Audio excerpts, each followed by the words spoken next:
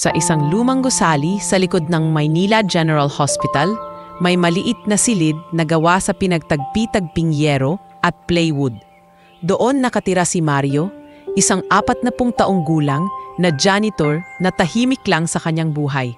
Sa loob ng kanyang barong-barong, tanging maliit na bentilador, lumang kama at ilang lata ng sardinas ang laman ng kanyang mundo. Tuwing madaling araw, sabay sa tunog ng tricycle at tahol ng aso, gumigising siya para maghanda ng kape at pandesal, ang karaniwang almusal ng isang taong walang marangyang buhay pero may pusong masipag. Pagpasok pa lang sa ospital, nakangiti na siya sa mga gwardiya at nurse na madalas niyang masabayan sa elevator. "Good morning, Kuya Mario," bati ni Nurse Ella, habang bitbit ang mga medical chart. "Good morning din, ma'am. Ang aga mo sagot ni Mario, sabay ngiti. "Huwag mong kalimutan mag-almusal.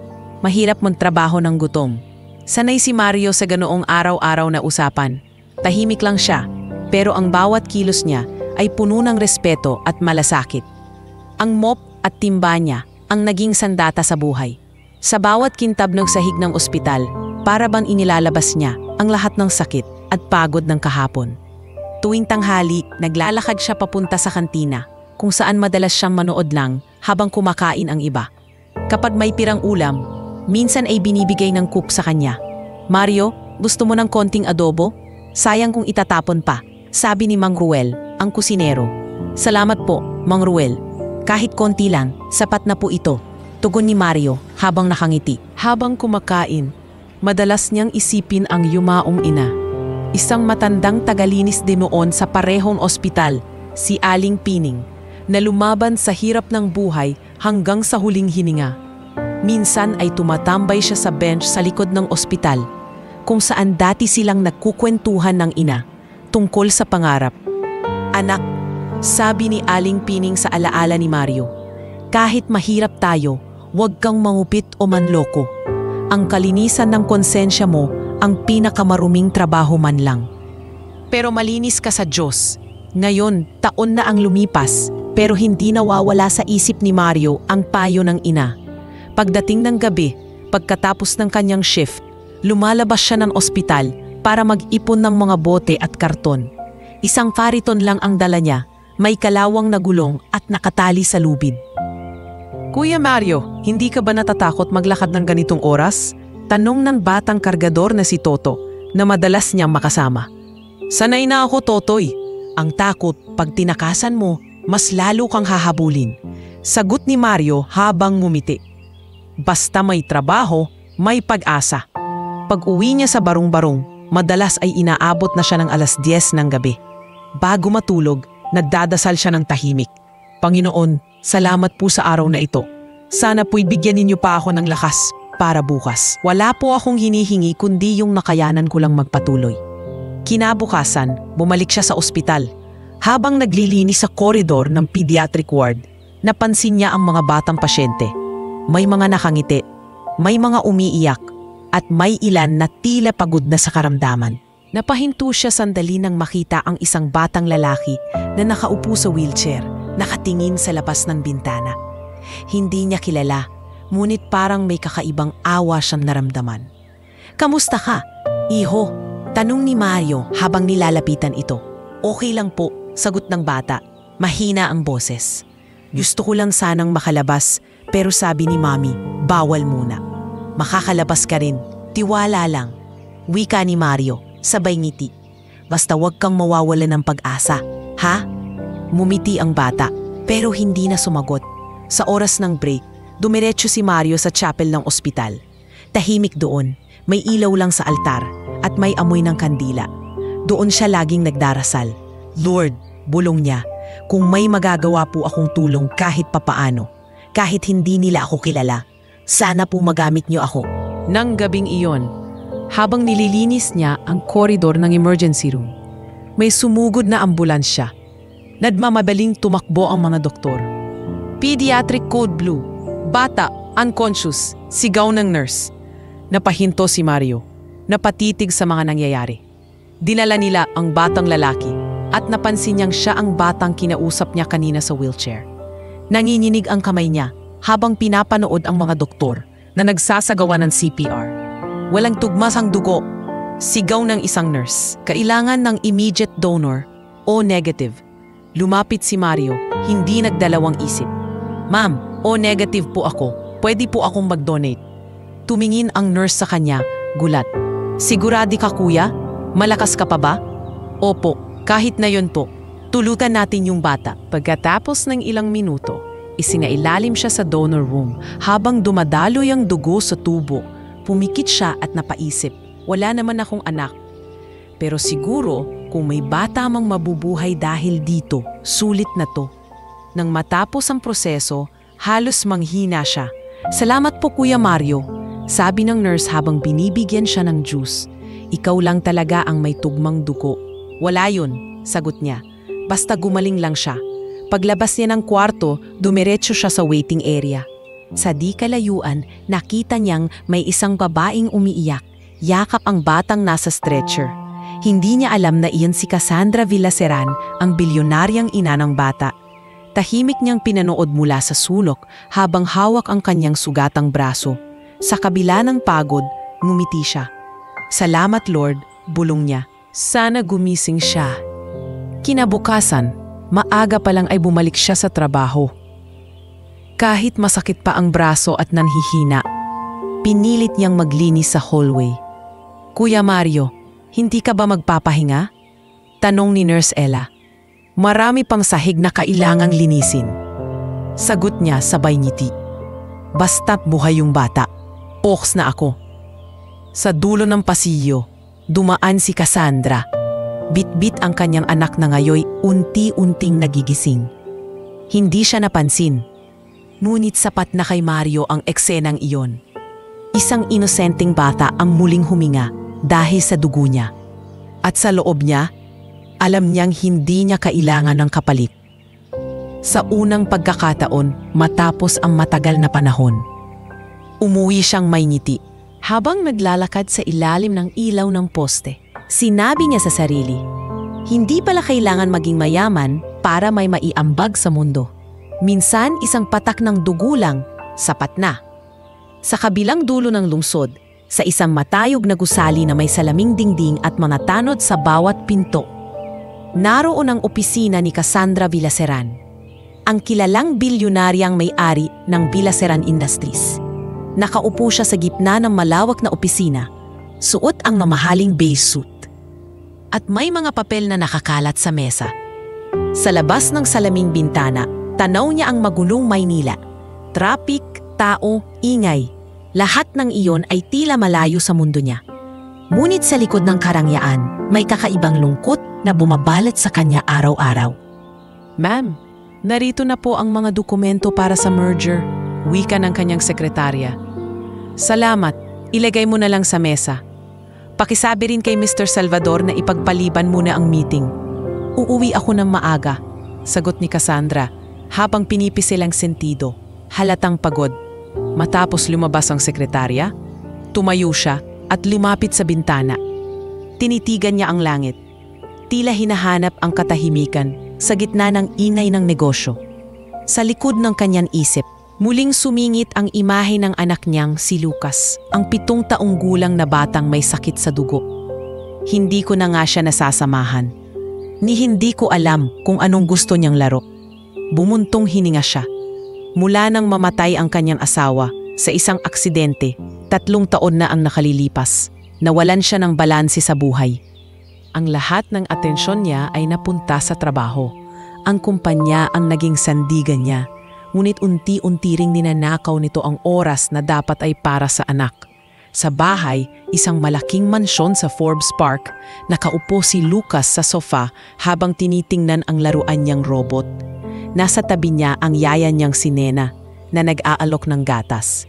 Lucas, inom ka muna, ha? Para lumakas ka, sabi ni Nena. Si Mami po ba uuwi ngayon? Tanong ng bata. Halos pabulong. Baka mamaya anak. Busy lang sa trabaho, sagot ng yaya, pilit na ngumingiti. Ngunit alam ni Nena na gabi na naman uuwi ang kanyang amo.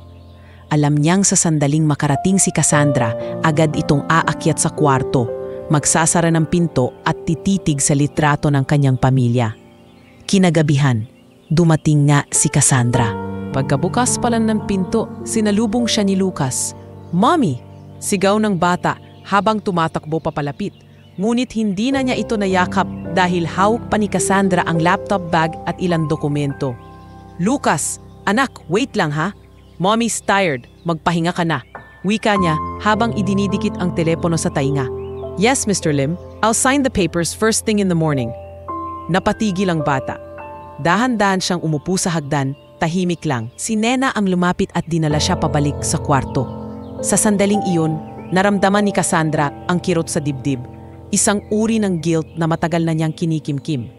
Pagkatapos ng tawag, umupo siya sa gilid ng kama at pinanood si Lucas na natutulog. May nakakabit na oxygen tube sa ilong. Nilapitan niya ito. Marahang hinaplos ang buhok ng anak. "Lucas, I'm sorry anak. Mommy's trying," bulong niya. "Ginagawa ko to lahat para sa'yo." Kinabukasan, habang papunta sa opisina, tinawagan siya ng family doctor ni Lucas. "Mrs. Villaseran, kailangan po nating pag-usapan ang kondisyon ni Lucas." Seryosong wika ng doktor sa kabilang linya. "May problema ba, Dok?" "Ma'am, lumalala po ang anemia ng anak ninyo. Kailangan na niya ng transfusion at sa ngayon, mahirap po makahanap ng O-negative donor." Napatigil si Cassandra. Sa loob ng sasakyan, napatingin siya sa labas. Ang mga billboard at kalsada ay tila naglaho. "Dok, gawin ninyong lahat. Maghanap kayo kahit saan. Kahit anong halaga, babayaran ko." Mariin niyang sabi, pero sa loob-loob niya, alam niyang hindi lahat ng bagay kayang bilhin ng pera. Dumiretso siya sa ospital, suot pa ang kanyang business attire, bit-bit ang kaba sa dibdib. Pagdating niya roon, nakita niyang naka-wheelchair si Lucas, maputla at tila hirap huminga. "Mommy," mahina nitong sabi, "gusto ko lang po sanang magising sa umaga at makasama ka." "Anak, huwag kang magsalita ng ganyan. Gagaling ka ha? Promise ni Mommy yan." Pagkatapos noon, kinusap ni Cassandra ang mga doktor. "Wala po talagang available, Ma'am," paliwanag ng nurse. "Pero sinusubukan pa rin namin sa ibang ospital." Habang nag-uusap sila, pumasok ang isang staff at nagsabing may nagboluntaryong janitor na tugma ang dugo. Napalingon si Cassandra, nagulat. "Sino siya?" "Hindi po nagpakilala, ma'am. Basta sabi niya, willing siya kahit na yon." Hindi na siya nagtanong pa. Ang mahalaga sa kanya ay mabuhay ang anak. Sa loob ng ilang oras, naghintay siya sa hallway. Pinagmamasdan niya ang ilaw ng operating room na patay sindi. Sa bawat minuto, parang tumatagal ang oras. Sa bawat hinga, parang may bigat na nakapatong sa kanyang puso. Pagkatapos ng mahigit 2 oras, lumabas ang doktor. "Ma'am, stable na po si Lucas. Tumugma ang dugo ng donor." Nang marinig iyon, napaupo si Cassandra at napahawak sa dibdib. Tumulo ang kanyang luha. "Salamat, Diyos ko. Salamat." Agad siyang pumasok sa silid ng anak. Hunawakan ang maliit nitong kamay. "Anak, tapos na. Ligtas ka na. May mabuting taong tumulong sa atin." Mumiti si Lucas kahit nang hihina pa. Salamat po kay God at kay taong yun. Sa hallway, dumaan si Mario nang hihina, hawak ang braso niyang may benda. Hindi niya alam na sa loob ng kwartong iyon, nakahiga ang batang tinulungan niya at ang babaeng umiiyak sa tuwa ay ang mismong bilyonaryang si Cassandra. Pagkalipas ng ilang araw, bumalik sa normal ang lahat. Si Cassandra, abala na naman sa trabaho, pero may kakaibang panibagong sigla sa kanyang mga mata. Tuwing titingnan niya si Lucas na naglalaro sa kanyang hospital bed, palagi niyang iniisip kung sino ang hindi kilalang donor na iyon. "Doc," tanong niya minsan, "nalaman niyo na ba kung sino ang nag-donate?" "Wala pa po, ma'am. Ayaw pong magpakilala ng staff. Janitor daw po sa ospital." "Janitor?" bulong ni Cassandra, tila nagulat. "Isang janitor ang nagligtas sa anak ko?" Tumango ang doktor. "Ma'am, minsan po talaga, nasa pinakasimpleng tao ang kabutihan na hindi natin inaasahan." Kinagabihan habang nasa opisina, hindi mapakali si Cassandra. Pinanood niya ang city light sa labas ng bintana at sa isip niya, paulit-ulit ang tanong, sino kaya siya? Bakit niya ginawa iyon para sa amin? Doon niya unang naramdaman ang bagay na matagal na niyang kinalimutan. Utang na loob, hindi bilang isang bilyonaryo, kundi bilang isang inang nabigyan muli ng pagkakataon. Mula sa gabing iyon, nagsimula ang bagong misyon ni Cassandra. Hanapin ang taong iyon kahit gaano kahirap. Ngunit hindi niya alam, ang lalaking hinahanap niya ay patuloy pa ring nagwawali sa pasilyo ng ospital. Walang kamalay-malay na ang kanyang kabutihan ay magbabago ng kapalaran ng kanilang buhay. Maagang pumasok si Mario sa ospital kinabukasan. Wala pa ang ibang staff, tanging ilaw ng koridor at tunog ng kanyang mop ang maririnig. Sanay siya sa katahimikan ng umaga. Iyon ang oras na nakakapag-isip siya ng malalim. Habang nililinis niya ang sahig ng ICU wing, may dumaan na 2 nurse na nag-uusap ng pabulong. Grabe, yung batang si Lucas, nasa critical pa rin daw. Sabi ni Nurse Ella. Wala pa rin kasing donor sagot ng kasama niya. O negative daw kailangan. Sobrang bihira.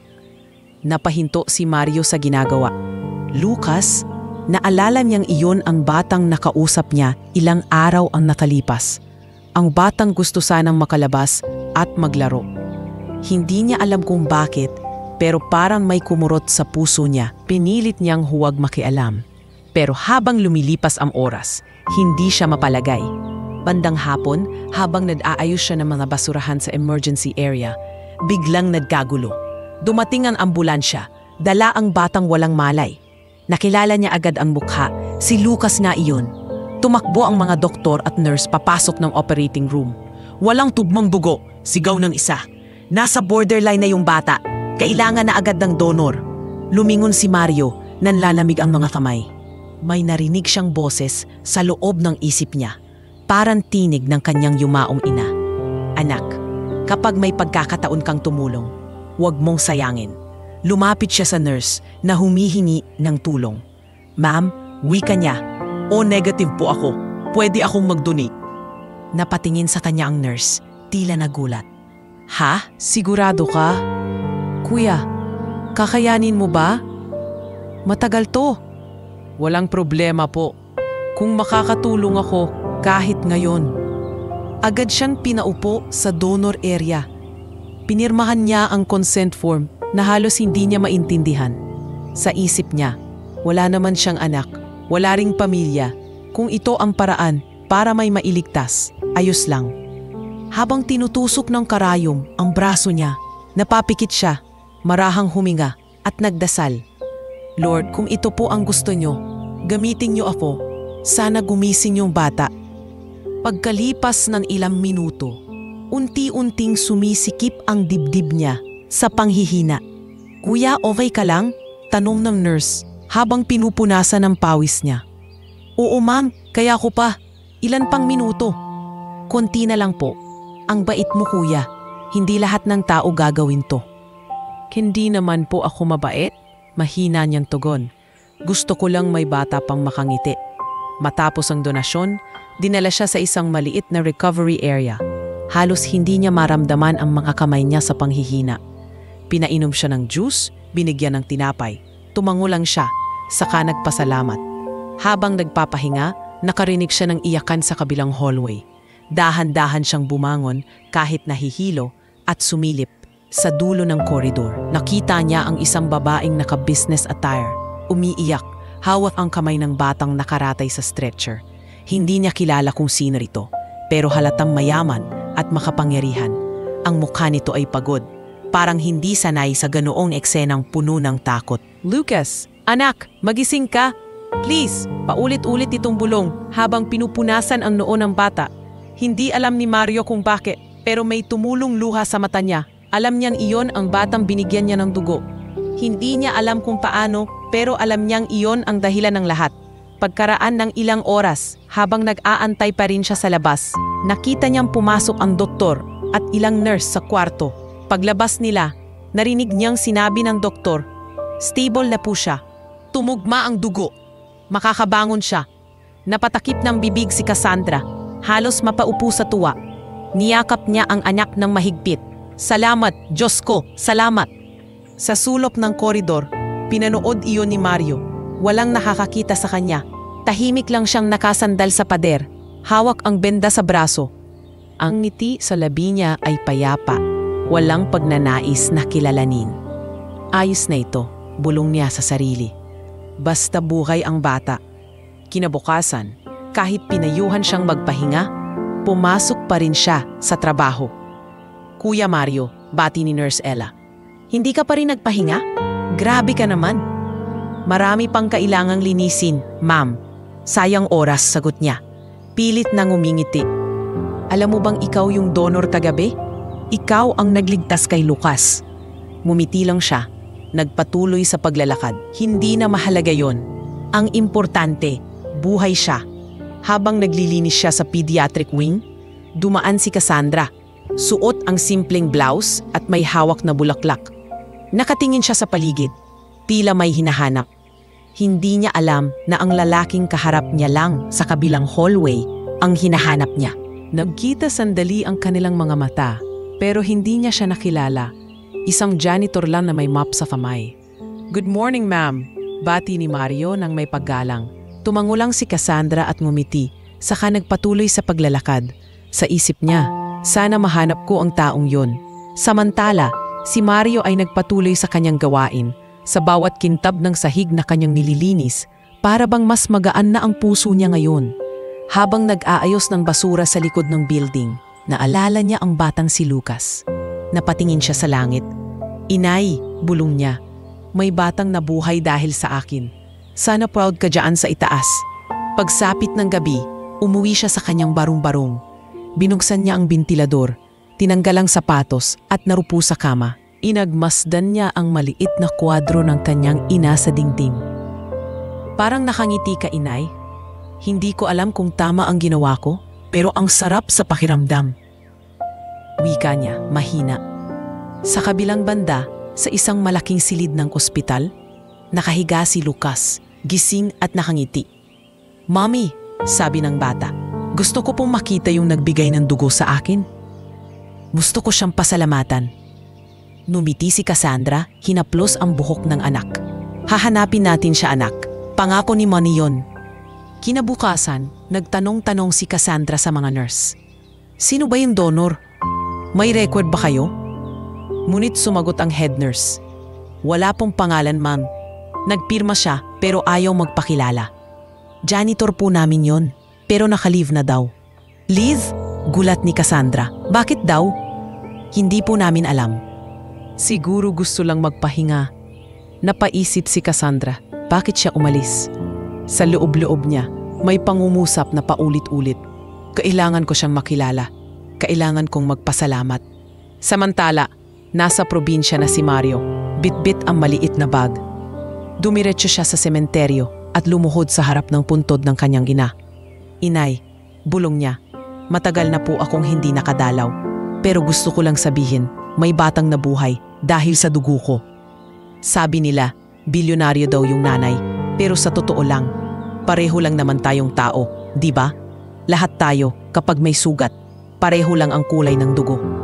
Habang umiihip ang hangin, nakaramdam siya ng kapayapaan. Hindi niya alam na sa lungsod, may isang bilyonaryang babae na nagsisimula na ring magbago ang pananaw sa buhay. At sa pagdaan ng mga araw, magtatagpo muli ang kanilang mga landas sa paraang hindi niya inaasahan. Sa ospital, ilang araw matapos ang donasyon ng dugo, unti-unti nang bumubuti ang kalagayan ni Lucas. Ang dating maputla at nanghihina, ngayoy may kaunting kulay na ang pisngi. Araw-araw siyang binabantayan ni Cassandra, halos hindi na pumapasok sa opisina. Sa unang pagkakataon, matapos ang maraming taon, isinantabi niya ang mga meeting at proposal para lang manatili sa tabi ng anak. Mami, mahinang tawag ni Lucas habang nakatingin sa kisame. Pwede po bang maglaro ulit tayo sa labas pag gumaling ako? Ngumiti si Cassandra. Pinisil ang kamay ng anak. Oo naman, anak. Gagawin nating lahat ng gusto mo. Maglalaro tayo sa parke, kakain ng ice cream, at magpapalipad ng saranggola. Napangiti si Lucas. Mahina pero totoo. Salamat po, ang bait ni God, no? Kasi may tumulong sa akin kahit di ko kilala. Tumango si Cassandra. At sa mga salitang yon, muling bumigat ang dibdib niya. Oo, anak, at hindi natin siya pwedeng kalimutan. Habang nagpapahinga si Lucas, Lumapit si Cassandra sa bintana ng silid. Doon niya natanaw ang lungsod. Ang mga gusali na dati ay simbolo ng tagumpay para sa kanya. Ngayon ay parang malamig at walang saysay. Sa isip niya, paulit-ulit ang tanong, sino ang taong yun? Bakit niya ginawa yun nang walang hinihinging kapalit? Lumipas ang 1 linggo, tuluyang nakarecover si Lucas. Pinalabas siya ng ospital. At sa unang pagkakataon matapos ang matagal na panahon, masigla itong nakatakbo palabas. Hawak ang kamay ng ina. Ang mga nurse at doktor ay nagsaya, parang pamilya nilang lahat ang bata. Ngunit sa gitna ng tuwa, may kulang sa puso ni Cassandra, ang pasasalamat na hindi niya pa naipararating. Samantala, si Mario ay tahimik na bumalik sa ospital matapos ang ilang araw na leave. Ang mga kasamahan niyang janitor ay nagulat sa kanyang biglaang pag-alis at mas lalong nagulat sa kanyang pagbabalik. "Uy Mario, akala namin hindi ka nababalik. Saan ka ba nagpunta?" Tanong ni Mang Ruel habang nag-aayos ng mga mop. "Sa probinsya lang, Mang Ruel. Bimisita ko lang si inay." Sagot niya sabay ngiti. "Kailangan ko rin ng konting pahinga." "Ah, ganun ba? Aba, buti bumalik ka. Marami na namang nililinis dito." "Pero narinig mo na ba yung bata na binigyan mo ng dugo?" "Buhay siya pare. Buhay." Napahinto si Mario, hindi makapagsalita agad. "Totoo ba?" "Oo, sabi ng mga nurse, nagising na. Yung nanay daw, bilyonarya. Gustong magpasalamat sa donor." Ngumiti si Mario, mahina lang, hindi na kailangan. Ang mahalaga, nakangiti na yung bata. Sa kabilang panig, nagpasya si Cassandra na bumalik sa ospital para personal na magpasalamat. Bitbit niya ang isang buke ng bulaklak at sobre na may malaking halaga. Sa isip niya, iyon ang pinakamaliit na magagawa niya bilang pasasalamat. Pagdating niya sa nurse station, agad siyang nagtanong, "Excuse me, gusto ko sanang makilala yung donor ng anak ko." Sabi niyang dati, janitor daw siya rito. Tumango ang head nurse. "Opo ma'am, pero ayaw po talaga niyang magpakilala. Tahimik lang po siya, bumalik na po siya sa trabaho kahapon." "Talaga?" May ngiti sa labi ni Cassandra. "Pwede ko ba siyang nakausap?" "Hintayin niyo lang po sandali, ma'am, tatawagin ko siya." Ngunit nang puntahan nila si Mario sa utility room, wala na ito. Ayon sa isa pang staff, umalis daw muna saglit para maghatid ng basura sa likod ng ospital. "Babalik po yan maya-maya, ma'am," wika ng nurse. Mabait yun, tahimik pero matulungin. Ngumiti si Cassandra at umupo muna sa waiting area. Sa kanyang tabi, nakaupo si Lucas, na yun ay masigla na at may belang laruan. "Mommy, siya ba yung nagligtas sa akin?" "Hindi pa natin siya nakikita, anak, pero sigurado akong mabait siyang tao." Habang naghihintay sila, dumaan sa pasilyo si Mario, pawisan at may dalang kariton ng basura. Nagtama ang mga mata nila ni Cassandra at sa ilang segundo, tila tumigil ang oras. "Good morning po, ma'am." Magalang na bati ni Mario, hawak pa ang sombrero niyang may alikabok. Ngumiti si Cassandra, tila may kakaibang pagkakakilala sa kanya, pero hindi niya agad inugnay sa kwento ng donor. "Good morning din, ang sipag mo naman." "Trabaho lang po, ma'am," sagot ni Mario sabay yuko, saka naglakad palayo. Pagbalik ni Cassandra sa nurse station, may nagtanong siyang staff, "Ma'am, nakita niyo po ba si Mario? Siya po yung donor." Natigilan siya. "Anong sabi mo?" "Siya po yung nag-donate ng dugo sa anak niyo, ma'am. Si Kuya Mario." Parang biglang bumagal ang paligid. Naalala ni Cassandra ang mga mata ng lalaking iyon, ang paggalang at ang ngiti nitong payapa. Hindi siya makapaniwala. Isang simpleng janitor ang dahilan kung bakit buhay ang anak niya. Lumapit siya agad sa nurse station, ngunit wala na roon si Mario. "Saan siya nagpunta?" tanong niya. "Ma'am, nagpaalam po saglit. Uuwi lang daw ng maaga kasi may sakit daw siya ng kaunti." "May contact number ba kayo sa kanya?" "Wala po, ma'am. Wala siyang cellphone. Dito lang po siya sa dorm sa may kanto ng ospital." Hindi mapakali si Cassandra. Tinangka niyang hanapin ang tinutuluyan ni Mario. Ngunit sabi ng guard, umuwi raw ito sa probinsya kinabukasan. Muling bumalik ang pakiramdam ng pagkukulang sa kanya, katulad ng naramdaman niya sa asawa niyang namatay. Bakit lagi akong nahuhuli sa mga taong dapat kong pasalamatan? Pag-uwi niya sa mansion, yakap niya si Lucas habang natutulog ito. Pinagmasdan na ang bata, ang bawat paghinga nito, bawat ngiti.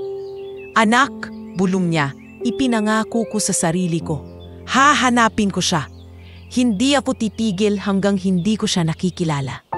Kinabukasan, habang nag-aalmusal, kinausap niya ang anak. Lucas, gusto mo bang hanapin natin yung nagligtas sa'yo? Tuwang-tuwa ang bata. Oo, mommy, gusto ko po siyang makilala. Gusto ko siyang yakapin. Mumiti si Cassandra at hinaplos ang buhok ng anak. Sige, maghanda ka. Babalik tayo sa probinsya kung saan siya nakatira. Sa mga sumunod na araw, nagsimula silang magtanong-tanong.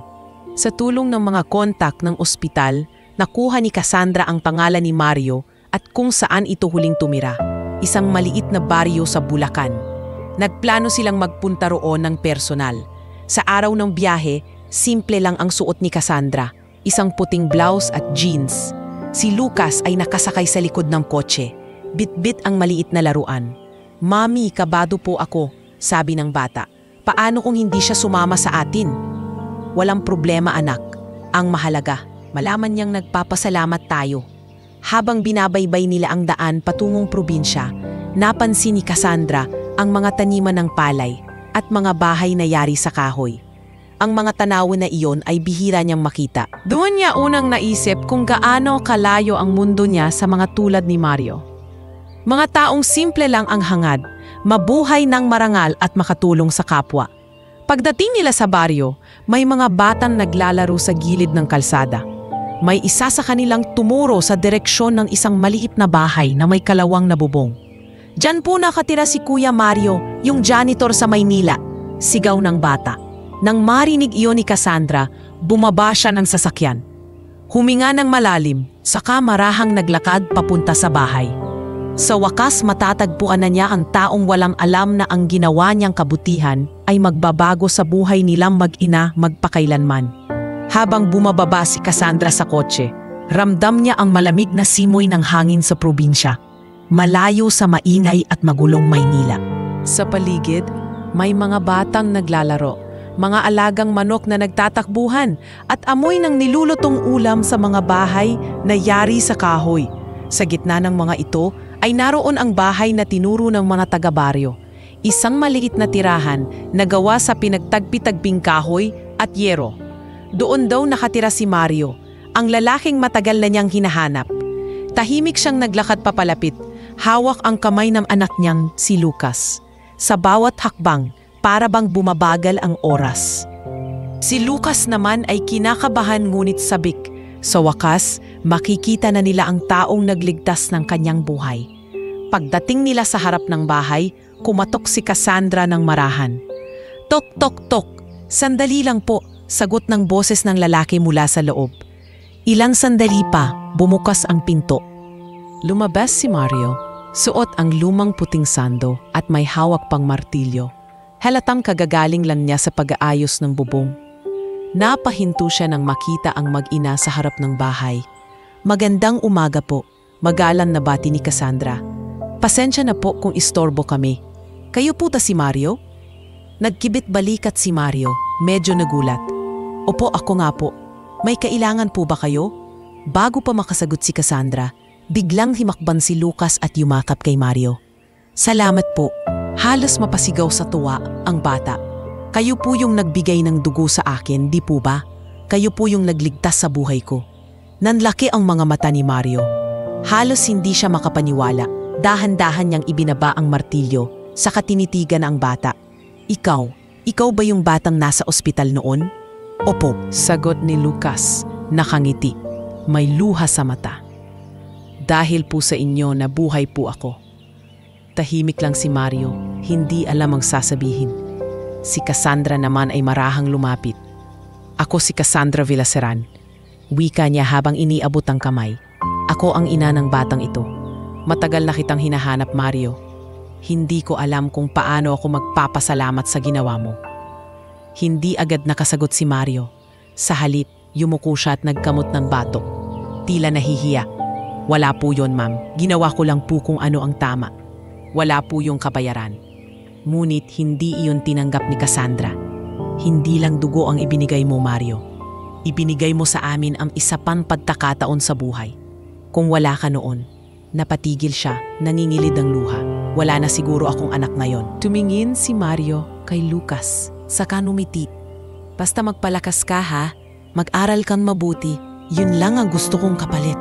Nang imbitahan sila ni Mario na pumasok, napansin ni Cassandra ang kalagayan ng bahay. Maliit ito ngunit malinis. May maliit na mesa, ilang gamit na pinagtagpi-tagpit at larawan ng matandang babae sa dingding.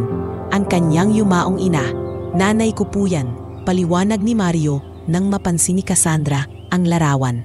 Siya ang nagturo sa akin na tumulong kahit walang kapalit. Napangiti si Cassandra. Napakabuti niyang ina. Sa palagay ko, nasa langit na siya ngayon at siguradong ipinagmamalaki ka niya. Tahimik si Mario pero ramdam sa kanyang mga mata ang paggalang at kababaang loob. Pasensya na po sa bahay, dagdag niya. Wala pong masyadong maiaalok, pero kung gusto niyo, may malamig na tubig po ako. Ngumiti si Cassandra. Hindi kami nandito para sa kung anuman. Nandito kami para magpasalamat.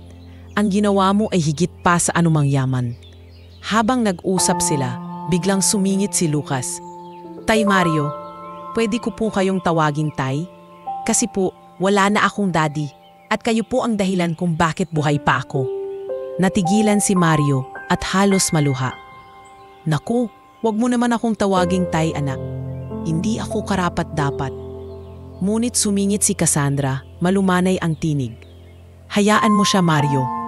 Siguro nakita niya sa'yo ang kabutihang hindi niya nakikita sa iba. Sandaling katahimikan ang sumunod. Tanging ihip ng hangin at mga huni ng ibon ang maririnig.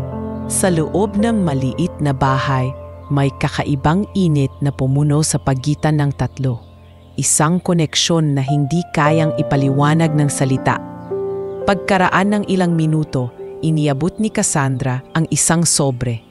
Mario, ito ay maliit na pasasalamat lamang. Sana tanggapin mo. Agad siyang umiling. Ma'am, hindi ko po matatanggap yan.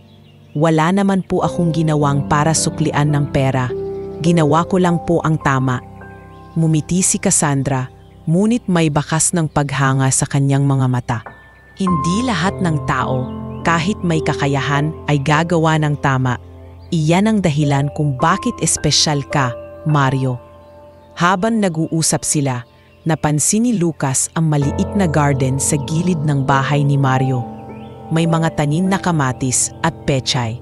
Maayos ang pagkakaayos. Ang ganda po ng tanim nyo, Tay Mario. Igaw ng bata habang lumalapit. Tulong ng kapitbahay yan, paliwanag ni Mario. Para kahit papaano, may gulay ako sa hapag.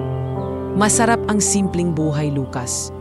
Hindi mo kailangan ng maraming pera para maging masaya. Napatingin si Cassandra sa kanya. Ang mga salitang iyon ay tumama sa kanya ng malalim. Hindi mo kailangan ng maraming pera para maging masaya. Ilang taon na siyang nabubuhay sa kasinungalingang kabaligtaran nito. Ilang beses na siyang kumain, mag-isa sa mamahaling restaurant. Pumatawa sa harap ng mga negosyante, ngunit umiiyak sa likod ng closed-door meetings. At ngayon, sa harap ng lalaking ito na may simpleng tahanan, sa kanya naramdaman ang kapayapaan na hindi mabibili ng kahit anong halaga. Mario, wika niya matapos ang ilang sandali. Kung papayag ka, gusto kong bigyan ka ng trabaho sa kumpanya ko. Hindi bilang kapalit ng ginawa mo, kundi bilang taong pinagkakatiwalaan ko. Kailangan ko ng mga taong katulad mo, tapat, marangal at may puso. Gulat na napatingin si Mario. Ma'am, baka po nagkakamali kayo. Hindi ako marunong sa mga ganyan. Janitor lang po ako. Hindi kita nag-aalok dahil sa posisyon, Mario. Gusto ko lang mabigyan ka ng mas naayos na buhay. At gusto rin ni Lucas na palagi kang nasa paligid. Mumiti si Lucas. Masiglang yumakap muli sa kanya. Tay Mario, sumama na po kayo sa amin. May malaking bahay po kami pero walang nagtuturo sa akin magtanim. Natawa si Mario, napakamot sa ulo. Nako, ewan ko sa inyo. Pero sige, pag-isipan ko. Nang magpaalam sina Cassandra at Lucas, naghatid si Mario hanggang sa kotse. Habang papalayong umaandar ang sasakyan, napatitig siya sa ulap. Sa unang pagkakataong matapos ang maraming taon, may naramdaman siyang kakaiba. Isang pag-asang matagal lang nawala. Sa loob ng kotse nakatingin si Cassandra sa salamin.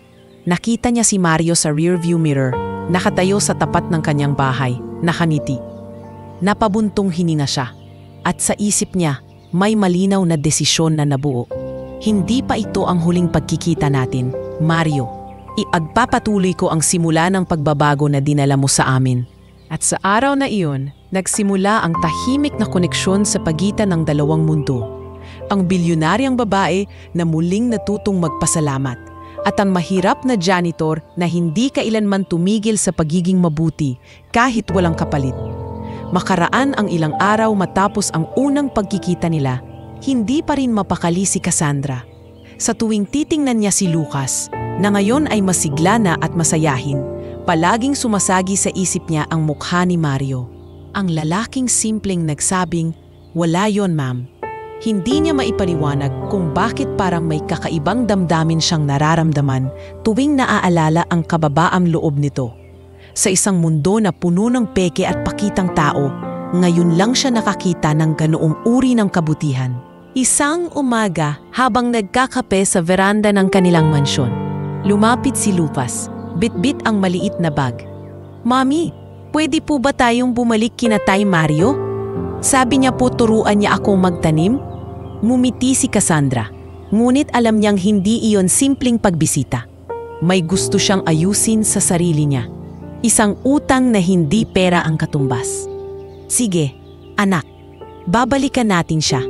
Pero ngayon, hindi bilang mga bisita. Gusto kong siya mismo ang makasama natin sa Maynila."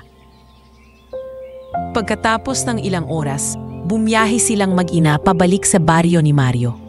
Habang bumabaybay sila sa mga daan ng bukirin, ramdam ni Cassandra ang katahimikan ng paligid.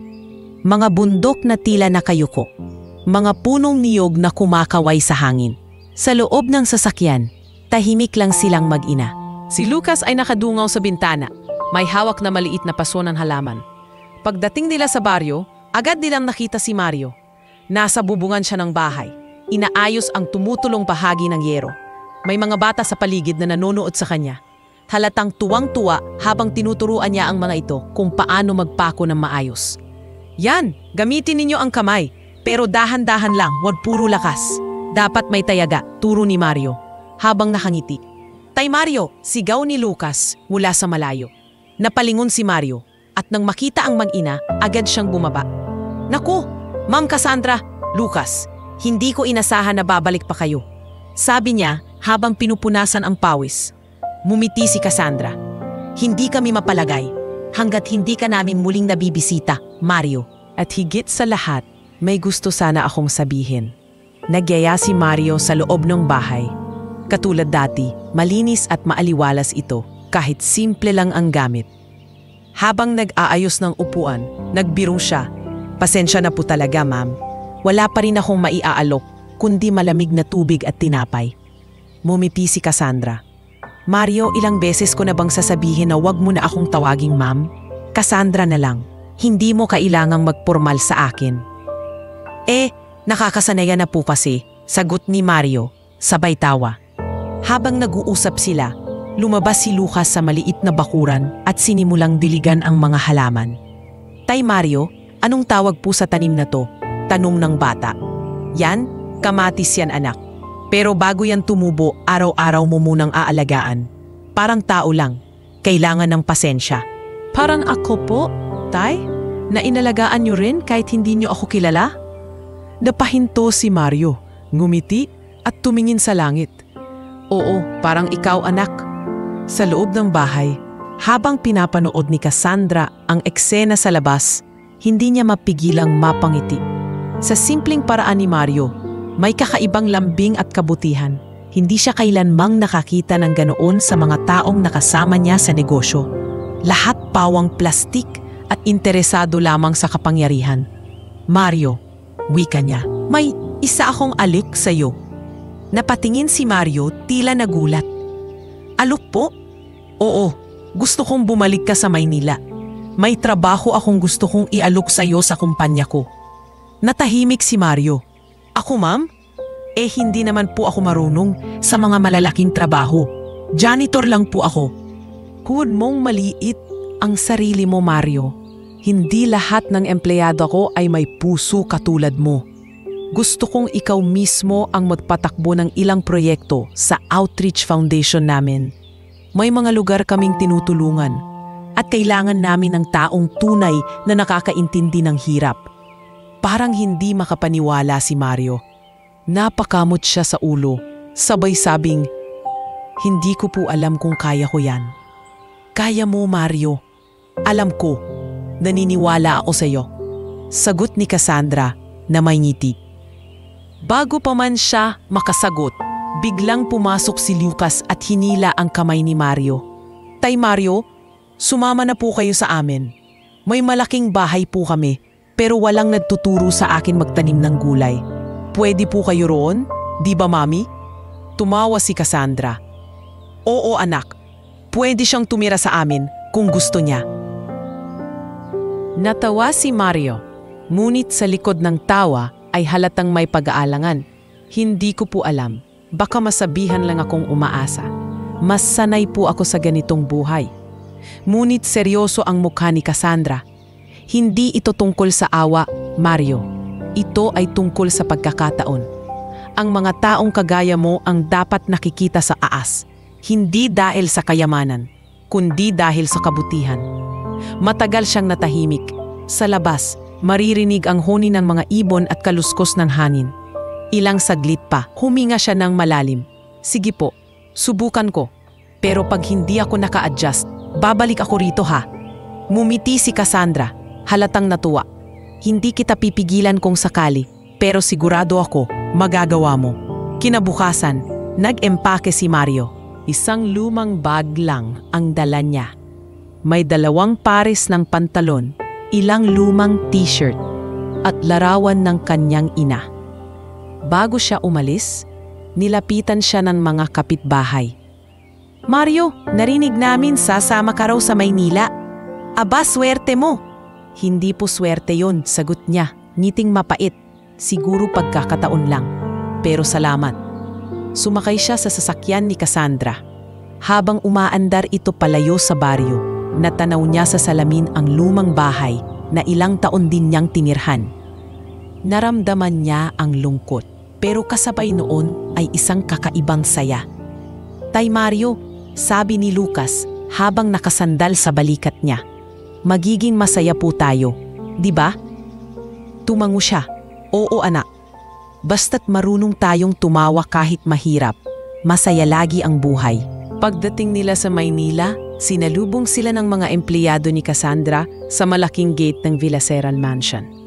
Nagulat si Mario sa laki ng bahay. May mga haliging puti, hardin na puno ng bulaklak, at malawak na hagdanan. Diyos ko po, mahina niyang bulong. Parang palasyo to. Simula ngayon, hindi mo na kailangang mangolekta ng bote sa gabi, Mario, sabi ni Cassandra. Isa ka ng bahagi ng pamilya namin. Nang gabing iyon, sa loob ng kanyang bagong kwarto, nakatulala si Mario sa bintana. Hindi siya makapaniwala na sa simpleng donasyon ng dugo, nagbago ang takbo ng kanyang buhay. Mula sa mahirap na janitor, ngayon ay nasa ilalim siya ng iisang bubong kasama ang mag-ina na minsan ay tinulungan lang niya ng walang hinihingi kapalit. Ngunit sa isip niya, nananatili ang parehong dasal. Panginoon, sana po, kahit nasa ibang mundo na ako ngayon, huwag niyo pong hayaang mawala yung kabutihang itinuro sa akin ni Inay. At doon nagsimula ang panibagong yugto ng kanyang buhay. Ang paglalakbay ng isang janitor na walang alam sa karangyaan, ngunit puno ng kabutihan, sa mundo ng isang bilyonaryang babae na natutong magpasalamat sa kababaang loob. Unang araw ni Mario sa Maynila bilang bagong empleyado sa kumpanya ni Cassandra Villaseran. Maaga pa lang ay gising na siya. Suot ang simpleng polo at pantalon na bagong bili ni Cassandra mismo bago sila lumipat sa mansyon. Nakatingin siya sa salamin, tila hindi makapaniwala sa bagong mundong kanyang ginagalawan. Diyos ko, parang panaginip lang ito, bulong niya sa sarili habang inaayos ang kwelyo ng damit. Bumaba siya sa malawak na hagdanan ng mansyon at sinalubong siya ni Lucas na nakaniti, suot pa ang kanyang school uniform. Tay Mario, tara po, sabay na tayong magtagahan. Niluto ni Mami yung paborito kong sinangag at itlog. Tumawa si Mario. Naku, baka magalit yung nanay mo, anak. Baka lamigin yung pagkain. Ay hindi po, sabi ni Mami, kakain daw tayong tatlo. Sa kusina, naghihintay si Cassandra, suot ang simpleng blouse at apron. Isang bihirang eksena para sa isang bilyonarya. Good morning, Mario. Halika, umupo ka na. Ngayon lang ulit ako nagluto para sa iba. Bahagyang namula si Mario at naupo. Salamat po, ma'am. Cassandra. Napangiti si Cassandra. Mas mabuti yan. Hindi mo kailangang magpopo sa akin. Dito pamilya ka na. Habang kumakain sila, halatang masaya si Lucas. Tay Mario, sabay po tayong papasok ah. Si Mami po may meeting daw. Oo anak, ihahatid kita. Pero pagkatapos, pupunta ako sa kumpanya para magsimula ng trabaho. Good luck Mario, wika ni Cassandra. Alam kong kaya mo kahit kabado ka. Ngumiti si Mario. Kaya po ito basta hindi lang ako tatamarin. Isa pa, mahirap palang magsuot ng bagong sapatos. Medyo masikip. Tumawa silang tatlo. Pagdating nila sa kumpanya, namangha si Mario sa laki ng gusali. Makintab ang sahig, malamig ang hangin at maraming empleyadong nakaformal. Habang papasok siya, may mga tingin ng pagtataka mula sa ilan. Sino yon? Bulong ng isa. Parang hindi empleyado ah. Pero binalewala ni Mario ang mga bulong. Sa isip niya, trabaho lang ang pakay niya, hindi pansin o papuri. Sa lobby, sinalubong siya ni Mr. Leon, ang operations manager. Matangkad, may maayos na pistura. Ngunit sa mata niya ay may halong pagmamataas. So, ikaw pala si Mario. Ikaw yung bagong nirekomenda ni Ma'am Cassandra? Opo sir, ako nga po. Janitor ka dati sa ospital, di ba? Oo po, sir. Ngumiti si Leon, pero halatang may halong pangungutya. Well, welcome. Sana hindi mo madumihan ang reputation ng kumpanya. Ngumiti lang si Mario at nagpasalamat. Hindi niya pinansin ang tono nito. Para sa kanya, hindi kailangang patulan ang ganitong uri ng tao. Sa unang araw niya, inatasan siyang maging driver at personal aide ni Cassandra. Siya ang magdadala ng mga dokumento, mag-aasikaso ng errands at minsan ay magbabantay kay Lucas kapag walang yaya. Hindi madali ngunit hindi rin siya nagrereklamo. Ginagawa niya lahat ng buong puso. Isang hapon, tinawag siya ni Cassandra sa opisina. Mario, kamusta ang unang linggo mo? Maayos naman po, medyo nakakapanibago lang po sa dami ng tao at laki ng gusali. Pero masaya ako. Ngumiti si Cassandra sabay abot ng folder. Ito ang project proposal ng foundation. Gusto kong ikaw ang tumulong magpatupad nito sa mga probinsya. Galing ka sa ganong lugar, alam mo kung paano kausapin ang mga tao roon. Napatitig si Mario sa kanya. Ako po, Cassandra, hindi po pa dapat yung mga manager ninyo? Hindi mo kailangang maging manager para tumulong, Mario. Ang kailangan ko ay taong may malasakit. Kinabukasan, sinamahan niya si Cassandra sa meeting ng foundation. Nakita niya kung paano ito igalang ng mga tao. Ngunit sa likod ng respeto, ay ramdam niyang may mga mataring mapanghusga sa kanya. Ano ang ginagawa ng driver dito? Bulong ng isa. Yan ba yung tinulungan daw ni Ma'am Cassandra? Aba, ang bilis ng promotion sabat ng isa pa. Narinig iyon ni Mario, pero nanatiling tahimik. Pag-uwi nila, napansin ni Cassandra ang pananahimik niya. Narinig mo sila ano? Kaunti lang po, pero okay lang po. Sanay naman akong maliitin. Mario, sabi ni Cassandra, seryoso ang tinig. Huwag mong hayaan na hatulan ka ng mga taong hindi nakakaintindi ng kabutihan mo. Hindi mo kailangang ipaliwanag ang kabaitan mo sa mga bulag sa puso. Kumiti si Mario, bahagyang nahihiya. Salamat, Cassandra. Bihira ako Dumating si Cassandra, bit-bit ang 2 tasa ng kape. Hindi ka pa natutulog? Tanong niya. Hindi pa po. Ang tahimik kasi rito. Naiisip ko tuloy yung buhay ko noon. Parang panaginip lang lahat ng nangyayari ngayon. Hindi ito panaginip, Mario. Bunga ito ng kabutihan mo. Minsan, babalik sa atin ang mga nabubuting gawa sa oras na hindi nating inaasahan. Tumingin si Mario sa kanya. Alam mo, Cassandra, hindi ko alam kung anong nagawa ko para mapunta rito. Pero salamat. Hindi lang dahil sa trabaho, kundi sa tiwala. Tahimik silang nagkape sa ilalim ng mga bituin. Sa sandaling iyon, walang bilyonaryo at walang janitor. 2 tao lang na pinagtagpo ng pagkakataon at kabutihan. Kinabukasan bago pumasok sa trabaho, sinamahan ni Mario si Lucas papasok sa paaralan. "Tay Mario," sabi ng bata habang naglalakad. "Paglaki ko po, gusto kong tumulong din sa iba. Gusto kong maging katulad ninyo." Ngumiti si Mario, napahawak sa balikat ng bata. "Mas gagaling ka pa sa akin, anak. Ang kabutihan, kapag pinalago mo, nagiging binhi ng pag-asa." At mula noon, nagsimula ang bagong simula sa buhay ni Mario. Isang simpleng tao na tinuruan ng tadhana na minsan, ang kabutihan, gaano man kaliit, ay kayang magbago ng mga kapalaran. Mabilis na lumipas ang ilang buwan sa bagong buhay ni Mario. Mula sa pagiging janitor, ngayon ay itinuturing siyang bahagi ng pamilya Villaseran. Ngunit sa kabila ng katahimikang iyon, unti-unting dumarating ang mga pagsubok na magpapatatag sa kanyang loob. Isang umaga, maagang pumasok si Mario sa kumpanya. Suot pa rin niya ang kanyang simpleng polo at pantalon, kahit binilhan na siya ni Cassandra ng mga bagong uniforme. "Mas komportable to, Cassandra," lagi niyang sinasabi. Hindi kailangan mamahalin ang suot para magmukhang marangal. Ngunit sa bawat araw na lumilipas, napapansin niya may mga matang nakamasid sa kanya.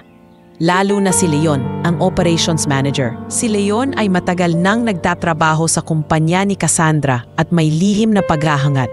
Hindi lamang sa posisyon, kundi pati sa may-ari ng kumpanya.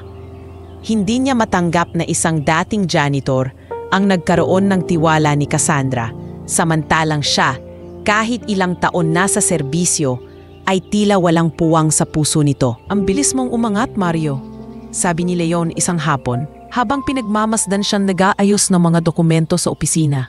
"Siguro swerte ka lang." "Ano? Hindi lahat nagkakaroon ng ganitong pagkakataon." Ngumiti lang si Mario. "Baka po, Sir Leon, hindi lang swerte. Baka ko tiwala lang ni Ma'am Cassandra ang puhunan ko." Napangiti si Leon, ngunit halatang sarkastiko. "Tiwala?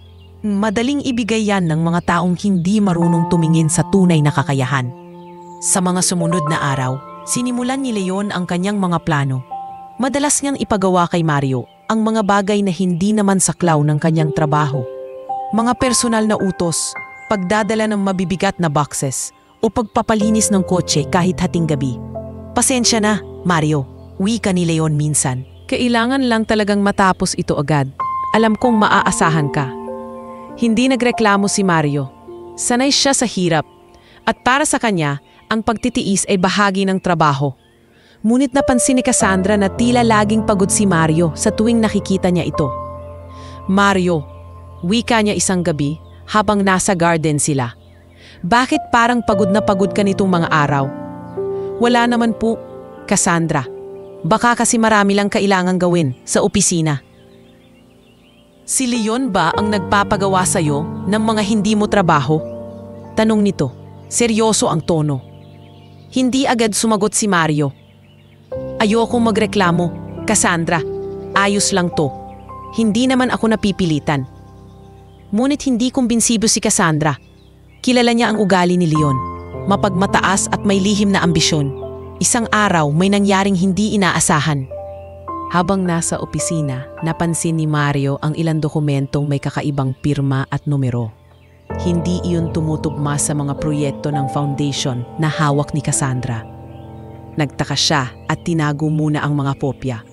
Kinabukasan, tinawag siya ni Leon. "Mario, narinig ko nakita mo raw ang mga papeles ko. Bakit mo yun tiningnan?" "Naglinis lang po ako sa mesa. Sir, akala ko po kailangan ayusin." "Hindi mo trabaho ang makialam sa dokumento ng kumpanya," mariing wika ni Leon. "Sino ka para magtanong-tanong?"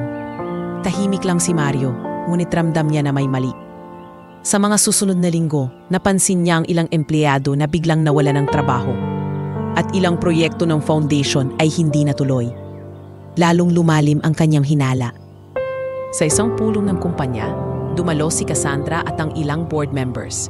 Kasama doon si Leon at si Mario na nakaupo sa likod bilang tagapagdala ng dokumento. May nawawala na namang pondo sa project natin sa Bulacan, sabi ng isang board member. Mahigit 2 milyon. Nagtaas ng kilay si Cassandra. 2 milyon? Paano nangyari yun? Sino ang humahawik ng accounting? Si Leon agad ang sumagot. Mayroon akong hinala, ma'am. Si Mario. Siya ang huling nakita sa opisina ng finance kagabi. Napatingin si Cassandra. Halatang nagulat. Mario, totoo ba? Halos hindi makapagsalita si Mario. Ma'am, hindi po totoo yan. Wala po akong hinawakan kahit isang papel doon. Ngunit lumabas si Leon ng mga pekeng report na nagsasabing pumasok si Mario sa accounting room sa oras ng pagkawala ng pera. Ma'am, CCTV footage. Hindi ko na po alam kung paano ito ipapaliwanag ni Mario. Tahimik ang buong silid. Tanging mga bulungan ng mga empleyado ang maririnig. Si Cassandra, bagaman halatang naguguluhan, ay hindi agad nagdesisyon. Mario, wika niya, bibigyan kita ng pagkakataong patunayan ang sarili mo. Pero sa ngayon, kailangan kong ipahinga ka muna sa trabaho. Tumango si Mario. Naiintindihan ko po. Lumabas siya ng opisina, mabigat ang loob. Pagdating sa mansyon, sinalubong siya ni Lucas. Tay Mario, bakit po malungkot tayo?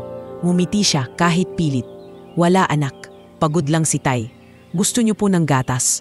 Tumawa si Mario, hinaplos ang ulo ng bata. Sige anak, salamat. Ngunit nang simapit ang gabi, habang nasa kwarto, tahimik siyang umiyak. Sa isip niya, bakit ganito? Tumulong lang naman ako. Pero bakit parang laging may gustong bumagsak sa akin? Samantala, sa bahay niya, hindi mapakali si Cassandra. Alam niya sa puso niyang hindi kayang magnakaw ni Mario. Naalala niya ang panahong nagbigay ito ng dugo sa anak niya nang walang hinihinging kapalit. Hindi, bulong niya sa sarili. Hindi ito totoo. Kinabukasan, nagpasya siyang mag-imbestiga. Inutusan niya ang kanyang IT team na suriin ang mga CCTV footage. Ilang oras ang lumipas bago sila bumalik. Ma'am, may na-edit pong bahagi ng video, pero nakita namin ito. Si Mr. Leon po ang pumasok sa accounting room, hindi si Mario. Nangginingin ang mga kamay ni Cassandra habang pinapanood ang video. Galit at panghihinayang ang bumalit sa kanya. Paano niya nagawa to? Sa taong nagligtas ng buhay ng anak ko. Kinabukasan, ipinatawag niyang lahat ng board members at si Leon. Tahimik ang buong silid nang dumating si Mario. Pinasama ni Cassandra para marinig ang katotohanan. Leon, malamig ang boses ni Cassandra. Ikaw pala ang tunay na salarin. Agad siyang namutla. Ma'am, hindi totoo yan. Huwag mo na akong lokohin. May ebidensya ako.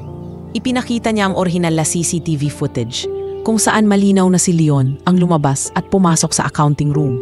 Bit-bit ang mga envelope. Nagsimula ang bulungan ng mga board members. Si Leon ay hindi na nakapagsalita. Simula ngayon, sabi ni Cassandra, wala ka ng karapatan sa kumpanyang ito. At Mario, lumapit siya kay Mario at marahang hinawakan ang balikat nito. Patawarin mo ako sa pagdududa ko. Tumango si Mario, halatang naiiyak. Wala po kayong dapat ihingi ng tawad, Cassandra. Hindi ko kayo sinisisi. Simula ngayon, ikaw ang gusto kong maging personal assistant ko. Ang tiwala ko sa'yo, hindi na kailanman mawawala. Habang lumalabas sila sa silid, napatingin si Mario kay Leon na nakatungo. At sa loob-loob niya, ang masamang gawa, kahit anong pagtatago, laging lumalabas. Pagbalik nila sa mansyon, sinalubong sila ni Lucas, tuwang-tuwa. Tay Mario, sabi ni Mami babalik ka na sa trabaho. Numiti si Mario, niyakap ang bata. Oo anak, at simula ngayon, wala nang mang-aapi sa atin. Sa sandaling iyon, natutunan ni Mario na hindi lahat ng kabutihan ay agad binabayaran ng kapalaran. Minsan, sinusubok muna ito ng mundo para makita kung gaano katibay ang puso ng taong tapat sa tama. Lumipas ang ilang linggo matapos ang pag-alis ni Leon sa kumpanya at unti-unti nang bumalik ang katahimikan sa Bill Laceran Group. Sa unang pagkakataon, Ramdam ni Mario ang respeto ng mga empleyado. Dati, tinitingnan siya bilang isang simpleng driver na basta't nagkataong malapit kay Cassandra. Ngayon, nakikita nila sa kanya ang simbolo ng katapatan at kabutihan.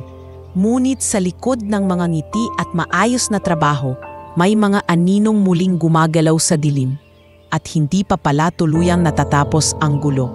Isang gabi, habang naglalakad si Mario palabas ng opisina, napansin niya ang isang lalaking nakaitim na jacket na nakatayo sa labas ng gate. Hindi niya agad pinansin, ngunit napansin niyang parang sinusundan siya nito. Nang lumingon siya, bigla itong umalis. Napakunot ang noo ni Mario, ngunit nagpatuloy siya sa paglalakad pauwi sa mansyon. Pagdating niya, sinalubong siya ni Cassandra sa hardin. "Mario, kumain ka na ba? Kanina ta kami ni Lucas naghihintay." Ngumiti siya. "Hindi pa po, Cassandra. May tinapos lang po ako sa opisina. Bukas, wag ka nang mag-overtime. Mukhang pagod ka na rin." "Oo nga po, siguro kailangan ko na ring magpahinga," sagot niya. Pero hindi niya binanggit ang lalaking nakita niya. Ayaw niyang mag-alala si Cassandra. Kinabukasan, maaga siyang pumasok sa trabaho.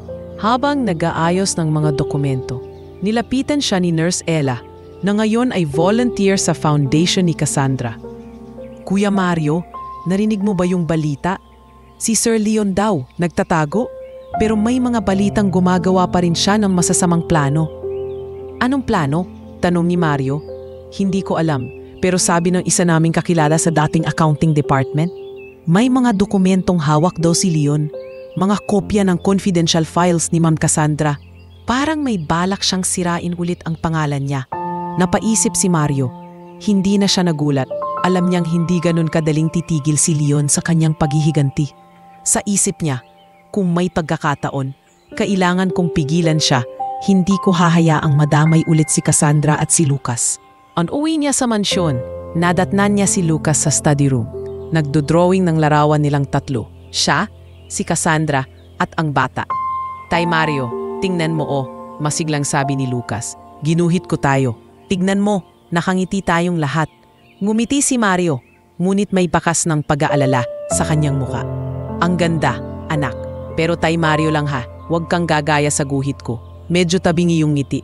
Tumawa si Lucas. "Hindi po. Ang totoo, ganyan po talaga kayong ngumiti."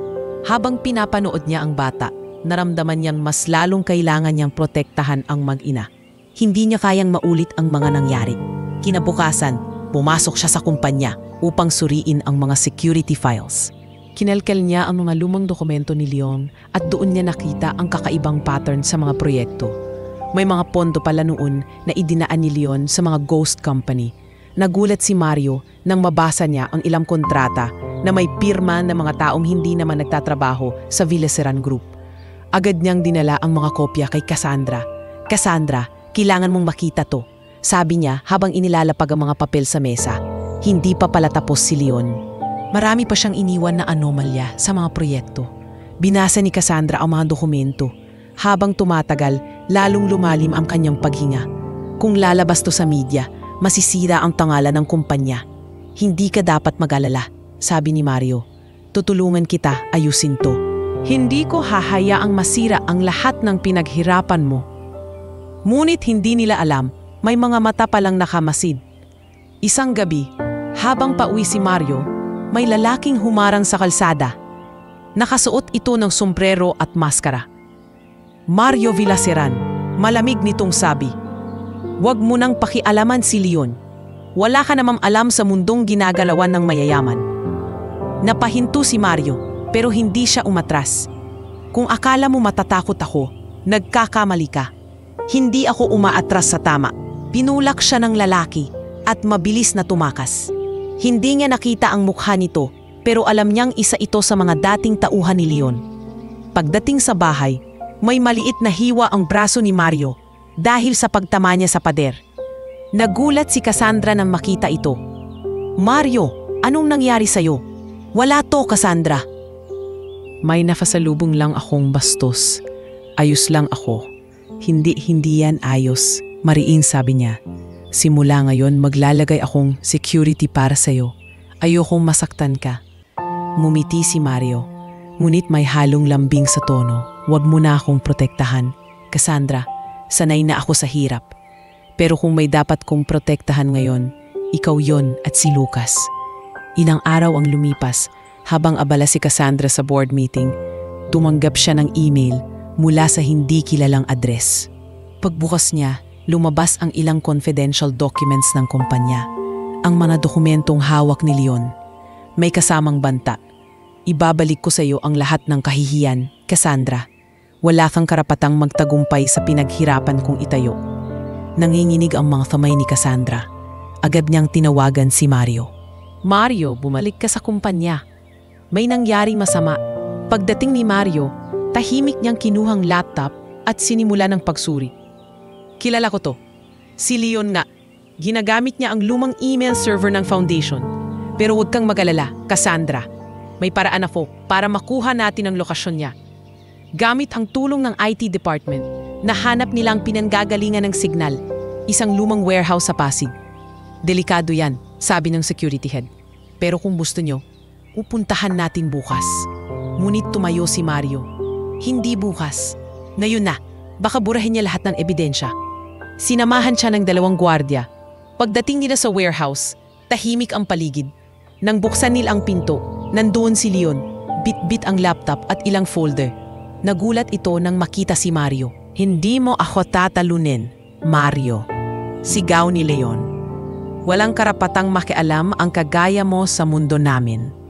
Lumapit si Mario, matatag ang boses. Walang mundo ng mayaman o mahirap pagdating sa tama at mali, Leon. Pera mo lang ang meron ka.